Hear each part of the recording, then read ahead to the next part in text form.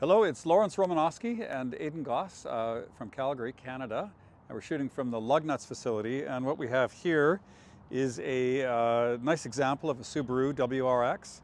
It's a 2021 and it is the sport version. That gives you the 17-inch wheels, full instrumentation, and all of the Subaru, I think they call it EyeSight driving aids. I know the Canadian cars have different trim levels and content than the US cars. We're going to do a cold start. It's been out here all day. It only has 30,000 kilometers. It's under warranty. There's not too much that we can show you just by starting it up. But we'll get in and drive and I'll do a commentary on it. I haven't driven it anything more than around the block, and actually I haven't driven a WRX before. I'll give my impressions and commentary. So we'll go through that exercise and take this car for a spin. Okay, so I'm going to fire it up, but I'll give the mic to Aidan so he can hold it close to the exhaust and you can see what it sounds like.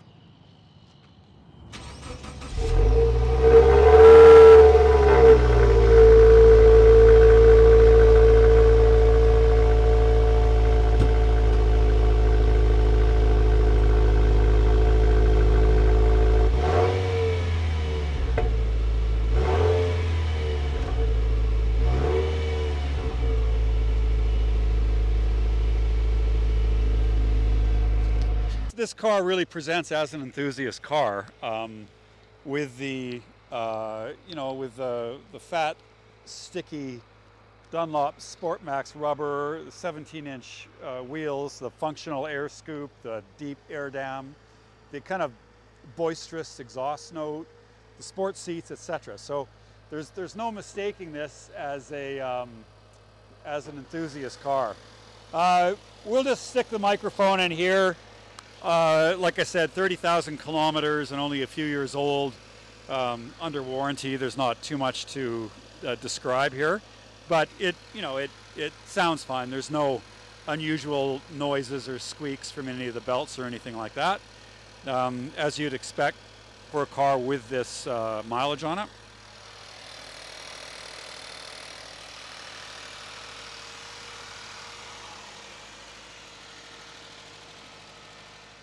I think that, I don't remember where I read this, but I believe Subaru took the Porsche horizontally opposed engines and used those as a reference point when they designed their series of horizontally opposed fours. I guess that's no real surprise, but the Subarus do have their origins with the German manufacturer. And when Porsche went to their 918 series Boxsters and Caymans with the horizontally opposed four, I mean, and I was selling the cars at that time. Everybody said they sounded like Subarus, not 356s, but Subarus. Okay, so the trim levels are different in Canada.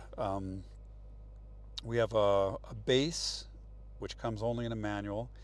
We have the Sport, which is either the automatic transmission or the manual. I think we have something called a Sport Tech with the automatic or the manual, and then we have an STI. I think I've got that right. And this is the Sport, and we have the automatic gearbox. And this is the kind of the main interest for me of doing this test drive is, what can you do with a CVT gearbox to make it behave in such a way that it appeals to the enthusiast? And having a CVT gearbox, do you give up anything? In concept, it's an elegant solution that with proper software and controls can combine the direct link between the engine and the wheels like a manual gearbox with no or minimal losses, unlike the slip you get from an automatic gearbox. So it combines the efficiency of a manual with the convenience of an automatic in the same way as a PDK tries to achieve the same objective. But with a CVT, in my opinion, it's a more elegant solution because instead of having two input shafts and two clutches and opening one clutch and closing the other one as you do in a double clutch. You just have two conical, basic conical pulleys with a belt that goes between them and that can shift up and down the length of the pulley, varying the ratio. So if you can instantaneously move the belt, then you instantaneously can change the ratio. So you're basically building in gear ratios to an infinitely variable gearbox. But you know, the drone of a constant RPM, you know, might be okay in a Prius or something like that, when you can't even hear the engine in the first place. But on an enthusiast car, you know, people want to hear the engine note change with the shifting. And so the Subaru is not the first car to do that. I know that Honda does that with some of their vehicles, like the CRZ and the Fit and so on. So the CVT gearbox came out in the 60s in a little economy car called a Daffodil. Cute little car. And it's been used in low power applications.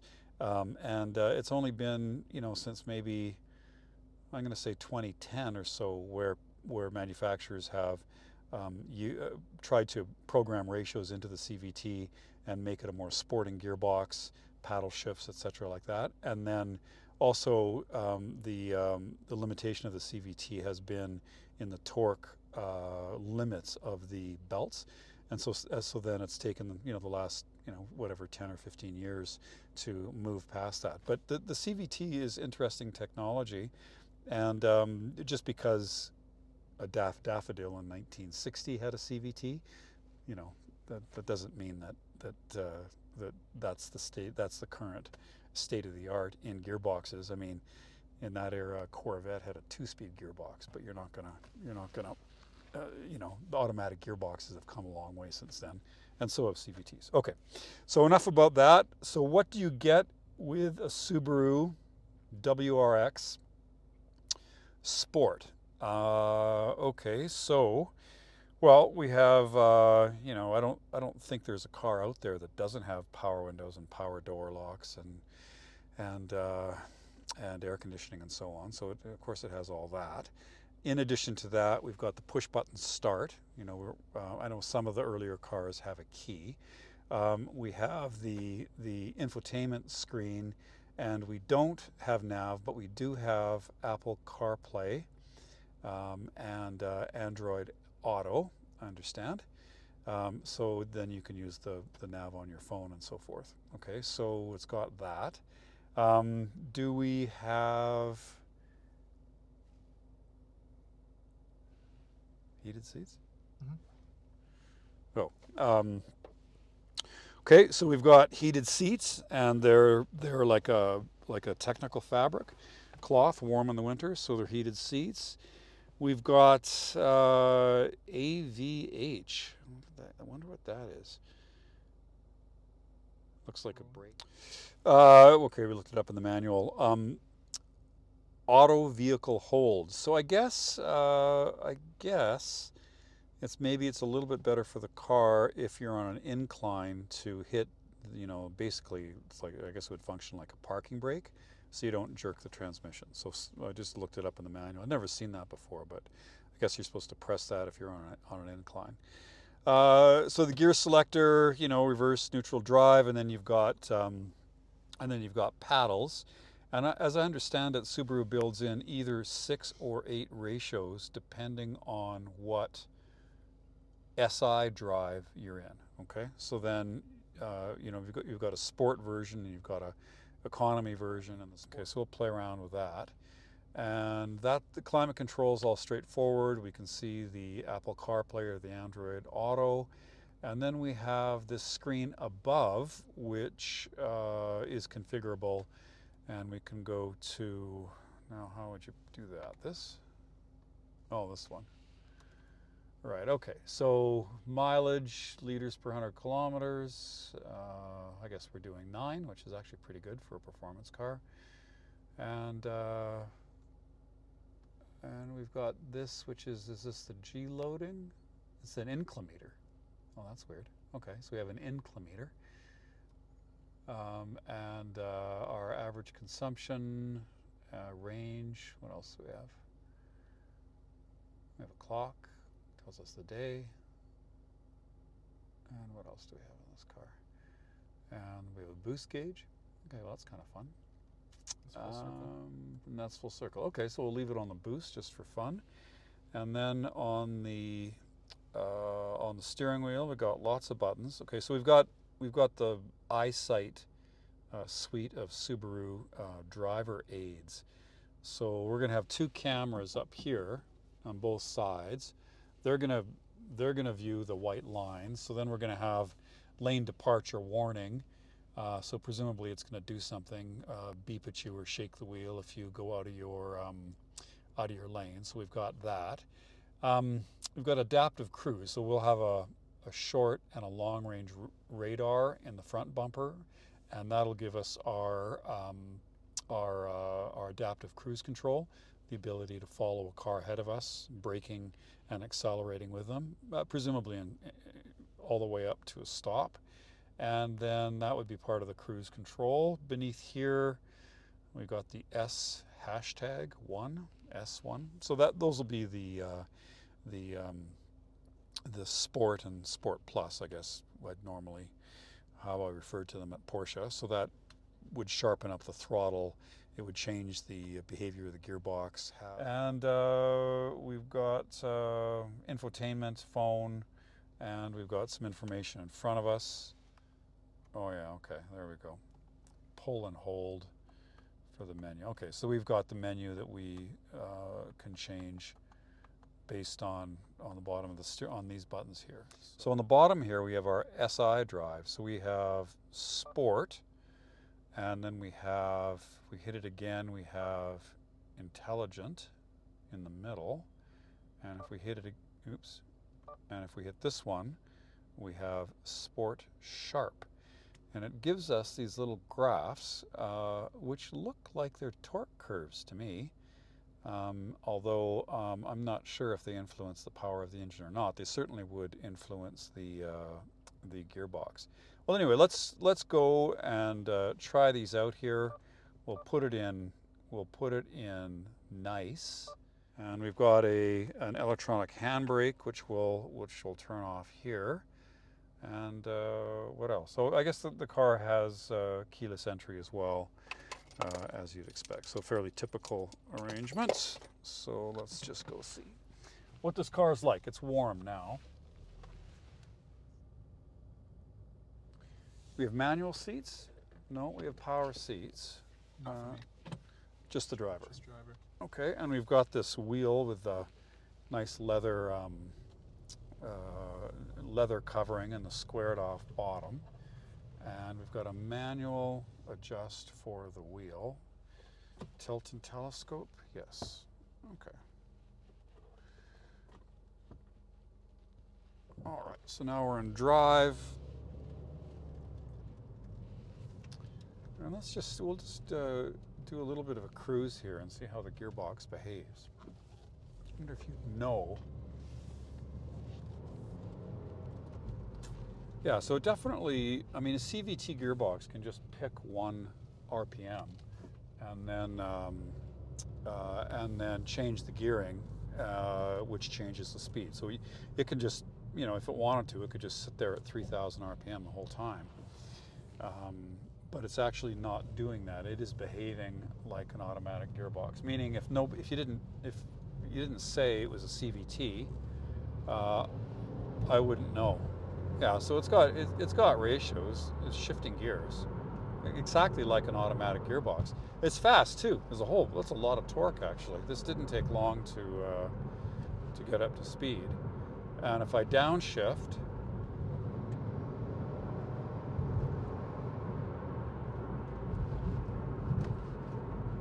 yeah, okay. So I mean, I have a Prius as well, and it is a CVT. And the Prius doesn't behave like that at all. It just picks one RPM and stays there. So this gearbox has definitely been configured for a different driving experience.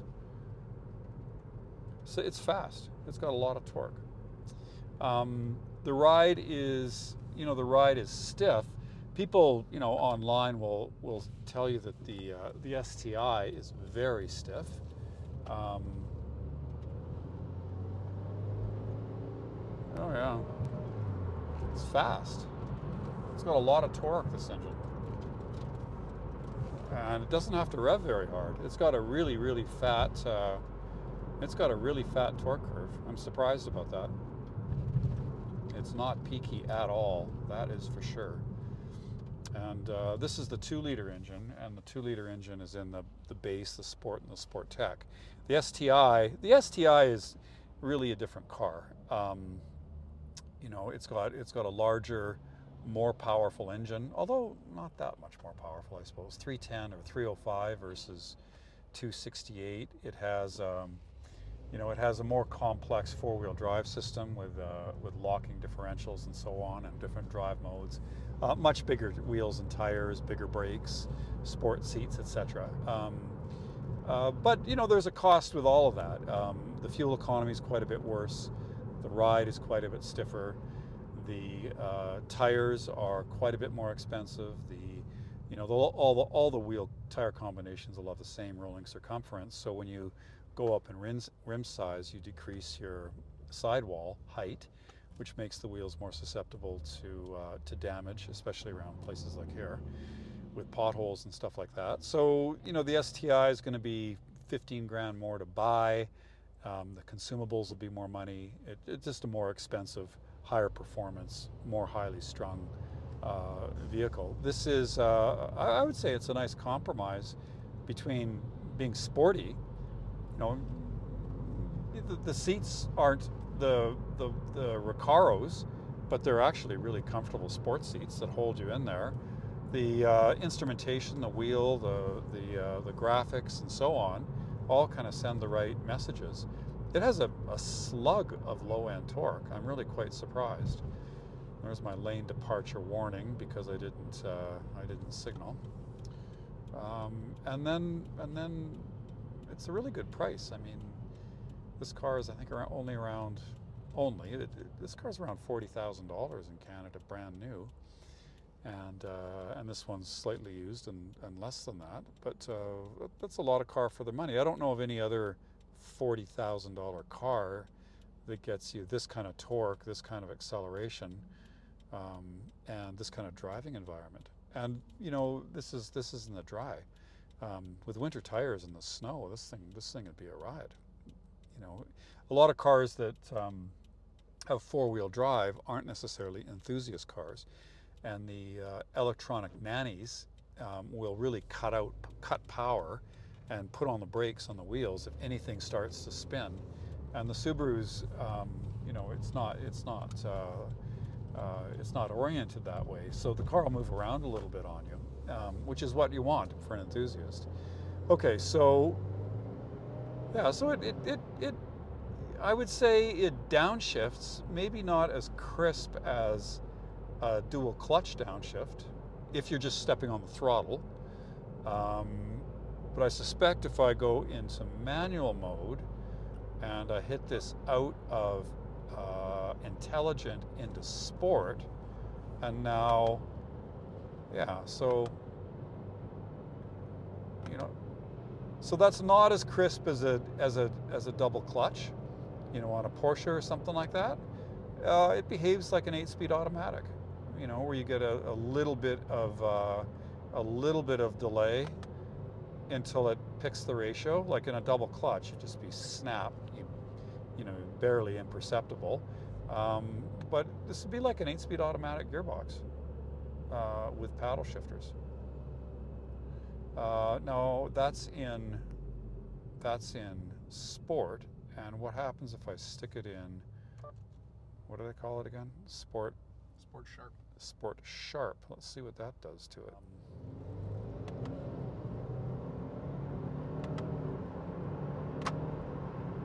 Yeah, that's sharp.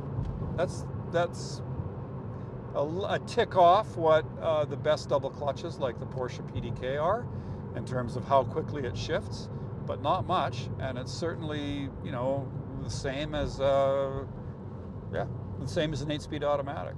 And they did a nice job, I think, with NVH, because at idle, you know, you're not feeling the engine, but on large throttle openings, you know, it you know, you can hear it, and they're nice noises and unique noises. So, you know, the Subaru gives you kind of a unique driving experience.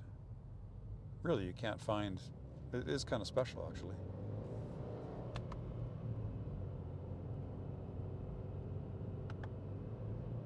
So that's quicker. Yeah, interesting. I don't think I would be able to tell that this wasn't an 8-speed automatic gearbox. I think if you just said it had a you know, whatever get rag 8-speed like everything else, I wouldn't actually notice. There'd be nothing in the driving of this car that would alert me to the fact that the gearbox in it's fundamentally different. I would just think it's a regular 8-speed automatic with paddle shifts, with drive modes. And if there was times where I thought that, you know, the revs weren't behaving exactly like an automatic, I'd just chalk that up to, you know, just different software, the way they tuned it. There'd be, I wouldn't be able to tell. I wouldn't even guess. And I think maybe that's why Subaru calls it a Subaru Performance Gearbox. And like I said, I also have a Prius, and that is different. Okay, that does behave completely differently. Okay, and it's oriented, you know, strictly for economy. And so it just picks one rev and it picks one engine revolutions and it just stays there, and then the engine cuts off. Okay, so it's a completely different engineering solution to a different objective. This one is the same concept in terms of the mechanical bits, but the execution's completely different and the feel is completely different. It always surprises me how much difference is in the software of various cars. For instance, if you drive, you know, if you drive the Lamborghini Gallardo versus the Audi R8, well, they're the same platform with all the same mechanical bits. Right. Well, an Audi R8 to me just feels like an Audi A6. In other words, it really not that. It looks fantastic, and the architecture inside is fantastic, and you know, it feels like a spaceship, but it doesn't drive any different than an A6. I could drive that thing every day, all day long. But if I get in a Gallardo, it gives me a headache, and I want to get out of it after 20 minutes because I just, you know, it's so intense, and it's so visceral, and it's so punishing that I don't even like it. It's the kind of car you want. You know, you look at it and you can't wait to get in it, but when you're in it, for me at least, I can't wait to get out of it. Yet and the Audi is something I'd be happy driving all the time, any place, any weather, anywhere. So those two cars are fundamentally different, yet they have the same mechanical bits.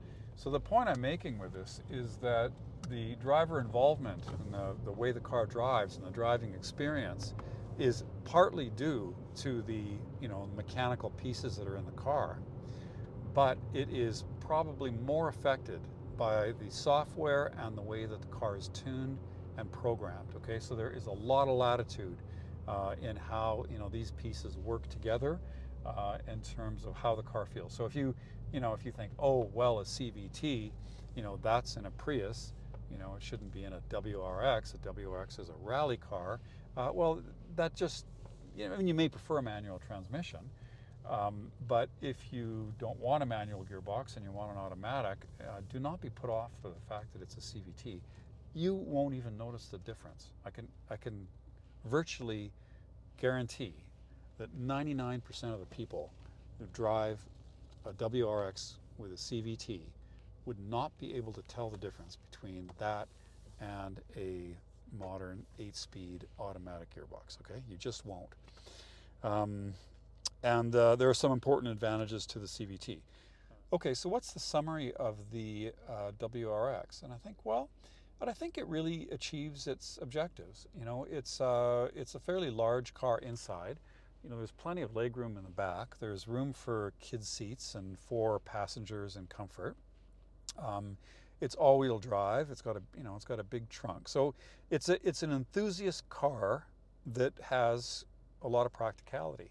I mean, maybe similar in concept to the BMWs, because that's kind of the niche they go for. The Subaru, compared to something like, I mean, it would be 5 Series BMW in size, but a 5 Series BMW would be double the price. Okay, so then you've got this car that is a driver's car, an enthusiast car. It has a unique driving experience with the Boxer engine, giving it kind of a unique soundtrack. It's tuned for performance. It's got a stiffer ride, but all the the driver interface, the steering wheel, the brakes, the aluminum pedals, etc., are all geared for an enthusiast. And so I think it really sort of hits the mark for an enthusiast car for a family man or somebody who wants some practicality, that does everything you kind of need a car to do, but that getting in every day and driving somewhere is still a bit of a special and unique experience, and it does all that for a very reasonable price. So, but, I think it's a good car. You can get either gearbox if you need an automatic. This is a good automatic. There's 4 different trim levels, so you can go up to an STI by increasing the size of the wheels, increasing the size of the brake. You can get the STI with the big rear wing and the larger, more powerful engine and more performance upgrades. But for driving around town, I think that's probably wasted. And there's a penalty for that in terms of ride comfort, fuel economy, and then the cost of the consumables, brakes and tires and so forth, not to mention the greater upfront cost. So, this is, I think, a nice sweet spot at a good price. That's a great enthusiast car. This particular one has been well looked after, 30,000 kilometers from new. And so with that, thanks for viewing. Lawrence Romanosky and Aidan Goss from Calgary, Canada, and the 2021 Subaru WRX Sport with the Subaru Performance CVT gearbox.